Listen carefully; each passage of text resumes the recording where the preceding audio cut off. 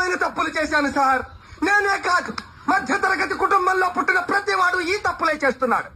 ఎందుకంటే బుర్ర నిండా ఆశలు, ఇంటి నిండా కష్టాలు, పెరిగిన ధరలు, తరగని బాధలు, పాలవాడికి, నీళ్లవాడికి, రెంటుకి, కరెంటుకి, రేషన్కి, మందులకి, కూరలకి, కూతుళ్ళకి, అల్లుళ్ళకి, కొడుకులకి, చదువులకి, పండగలకి, పబ్బాలకి, శుభాలకి, అశుభాలకి, అన్నిటికీ ఖర్చు ఖర్చు ఖర్చు. తెల్లవారితే సమస్య, నోరు విప్పితే డబ్బు, అడుగు వేస్తే అప్పు. అన్నిటికీ సాకు 1వ తారీఖు. అది సర్వరోగ నివారిణి.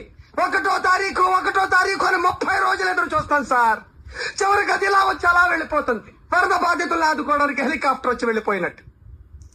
1వ తరగతి వాడికి 2వ తరగతి, 2వ తరగతి వాడికి 3వ తరగతి, ఇలా అన్ని తరగతుల వాడికి ఎదుగుదల ఉంటుంది. ఒక్క మధ్య తరగతి వాడికి మాత్రం ఎదుగుదల ఉండదు సార్. ఒక్కడు రెక్కలు ముక్కలు చేసుకుని సంపాదిస్తుంటే 10 మంది అడ్డగాడిలా కూర్చుని తినే దౌర్భాగ్య సాంప్రదాయం మారినంత వరకు మా మధ్య తరగతి కుటుంబాల కథ ఇంతే.